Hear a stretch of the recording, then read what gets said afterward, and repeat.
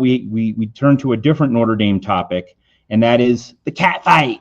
Notre Dame and the ACC. They hate each other. They're spitting venom at each other. They are hissing right now. It's getting nasty. We will see if Notre Dame and the ACC can kiss up and make up. But if they don't, here's a thought. I'm not predicting anything, but I'm just saying, if it all falls apart, if Notre Dame's ACC football scheduling deal collapses, if Notre Dame rips that up, you have Florida State and Clemson, who are already, like, they don't want to be in the ACC. They want to go to the Big Ten, but if they can't go to the Big Ten, now that they don't get to play Notre Dame, what do they have? Now, Clemson might have its own exclusive arrangement with Notre Dame, but Florida State doesn't have the exclusive agreement. So, like, Florida State, if Notre Dame and the ACC rip up their scheduling agreement, I can see Florida State wanting to become independent. And as soon as you see another major school, such as Florida State, go independent, like we talked in previous weeks about USC and Michigan having the clout and the resources to go independent if they want to. And so the basic question for Ethan and Crash is, if Notre Dame and the ACC, divorce, and like Notre Dame pulls all its teams out of the ACC and rips up the football scheduling agreement, how might the dominoes fall? And could that inspire certain prominent schools to go independent? And maybe in like 5, 6, 7 years, could we bring the band back together? Could we bust up these 16 or 18 team conferences and go back to how it was? Or maybe some other possibilities will emerge. Ethan, Crash.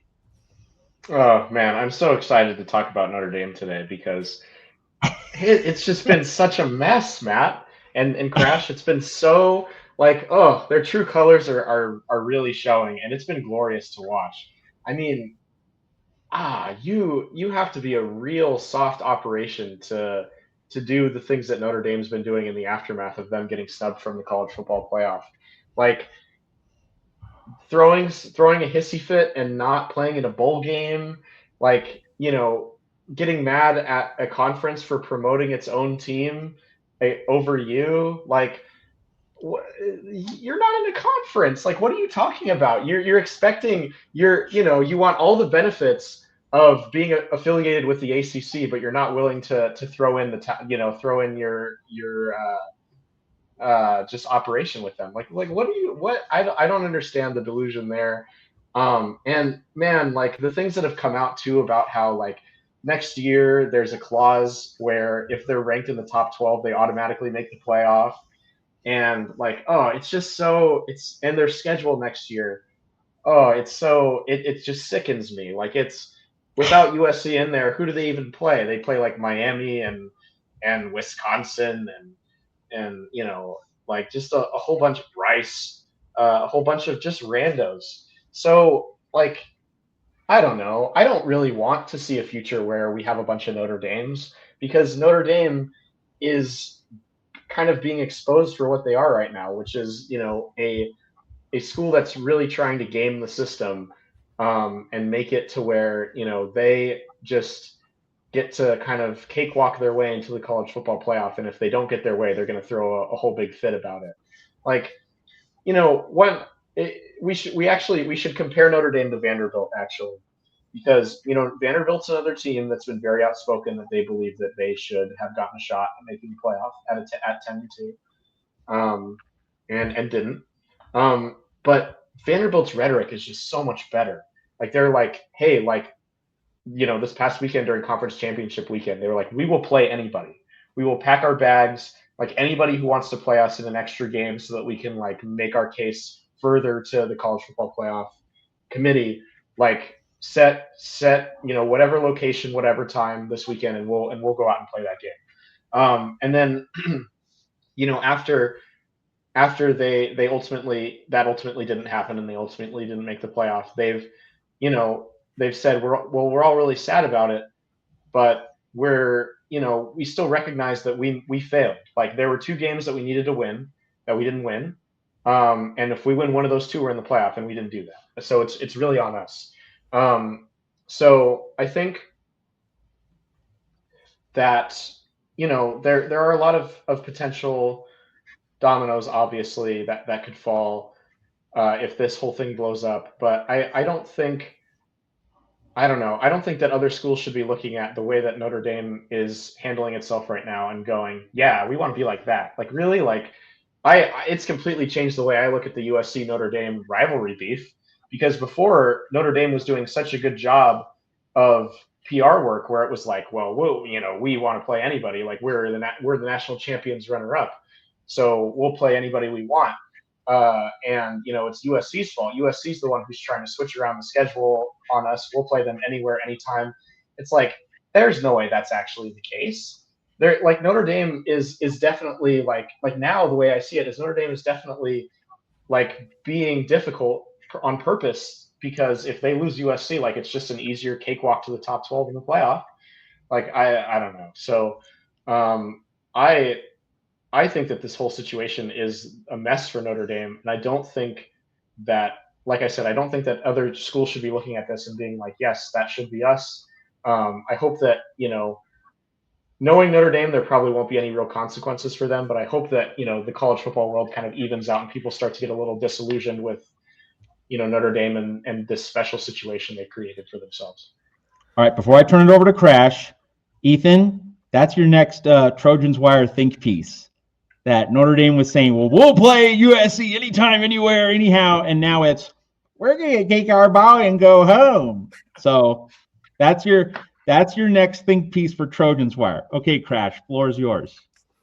All right, so before I go into what I think about Notre Dame on this, I do want to point out a couple of things. One, I think the selection committee did a terrible job misleading them. Like, I don't really get the argument of, until they're actually head-to-head, then we got to compare them. Like, I don't know. It's Hunter Yurchek, but keep in mind, this is the same guy who ruined 6-7 and also posted a video of Eric Musselman at Arkansas without Muss's knowledge, too, and put Muss in a bit of a tricky situation before he left for USC. And so I want to get that out of the way. And then two, the other thing, I think that was fair that now I've lost my train of thought, but I'll try to come back to it if I remember. But no, that's what it was. Okay, I'll Crash while you regather. I found it. Okay. Sorry. The other thing I want to say is, and I'm sorry if this upsets all the USC fans out there, I think Notre Dame should have been in the playoff over Alabama. And I say that because Alabama this year reminds me of USC in 2022, where granted it was the 14 playoff, but similar situation. We generally have all agreed that no three loss non-conference gets in, conference champion gets in. USC was the same thing, where if they had beaten Utah, they would have been in, but they lose after Caleb pulls his hamstring, and they lose pretty decisively, and that's enough for the committee to bump Ohio State in. So what happened there? Like, why does it change there and not there? So that's why I think Alabama should have been left out and Notre Dame and Miami should have been in. But now, on to Notre Dame. So I think with the one thing that struck me as really interesting about what Pete Bavacqua said was, the ACC, it's a terrible part. Like, they've ruined the partnership. Are you guys exactly partners in football? I mean, yeah, you got the scheduling agreement, but you're not exactly a member. Or if you are, it is partners. Who's getting priority, the member or the partner? I think the member does. So I don't blame the ACC at all for promoting Miami, because the ACC's job is to promote the teams that represent its conference. And ultimately, you are going to make it about the money. Miami's going to get the ACC paid. Notre Dame gets Notre Dame paid. So I think that was kind of crazy. But then also I think just the fact that they managed to get this clause into the contract is kind of crazy, that, if they're number 12, they're in. Like, come on, play by the rest of the rules. Now, I don't think this doesn't change my opinion about the state of the rivalry. It needs to be played when it's traditionally been played at the locations that it's traditionally played at. No neutral site, no early September. Like, just USC does need to just, as Petrus said to me, just like, shut up, play the game. It's pretty much what he told me. But I think when you think of just how important, just what they're doing, I think it's just really dumb. They're walking out a bowl game. I mean, I haven't put too much thought to it. And if you know what, They don't want to play it. Not really thinking about. I'm not a Notre Dame fan. Not really worth investing the time. But I think that just the fact that they've been able to get all this, I guess, all these crazy things that really just make them kind of seem like now they're really entitled, I think is kind of crazy. But then what was interesting, I read John Wilner at the Bay Area News Group this morning. He's saying, "Oh yeah, we can bitch, we can complain about Notre Dame. We can try to force them into a conference." But his argument is if Notre Dame joins a conference, it's not going to be the ACC. They're only going to join the Big Ten, is Wilner's opinion. And basically that's just going to cause more chaos and basically just make college football look even less like it is now. And so does Notre Dame possibly withdraw everything? I mean, it's kind of hard to see it. I mean, yeah, they're upset about this year, and yeah, they're going to complain for a minute, but I don't really see them. I mean, I think they'll be upset. Maybe they keep throwing a hissy fit. Maybe the ACC fires back, but I honestly don't see much changing. And it might be better if it doesn't, other than maybe just that egregious, just if they're in the 12th seed, they're in. Shouldn't it just be like they're just an at-large in general?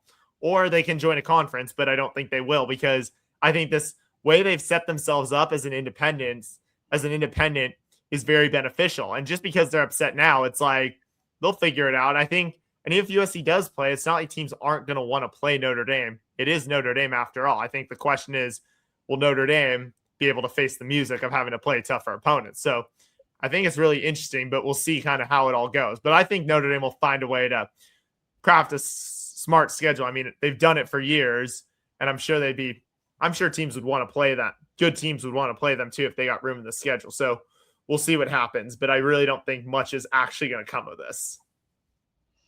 I do think that USC gains leverage in negotiations in terms of getting the Notre Dame game on the terms that it wants, because Notre Dame needs USC, I think, a little more than it probably previously appreciated. Playing Purdue, Stanford, Syracuse, Boston College, the lower gooey bottom of the ACC, that really hurt. If Notre Dame had a better median win littered throughout its schedule, things might have ended better for the Irish.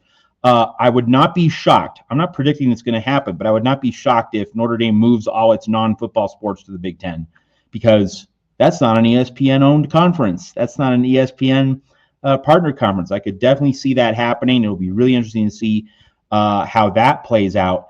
One other thing that needs to be said about Notre Dame and the ACC.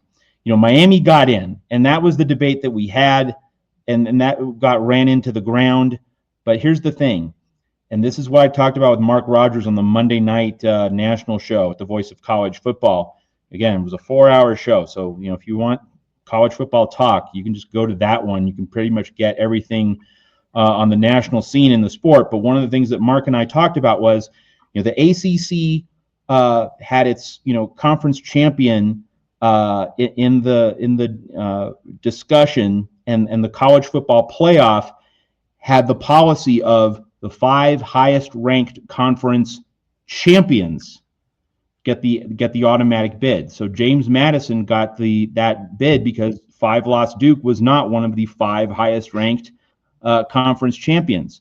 So if the college football playoff had simply said 5 highest ranked conference representatives, not champions, just changing that one word in the policy, the guidelines, that would have closed the loophole. And also the ACC could say, you know what, we can crown our champion, Duke, but we reserve the right to pick the team that's going to represent our conference. Like, every conference has the ability to do that.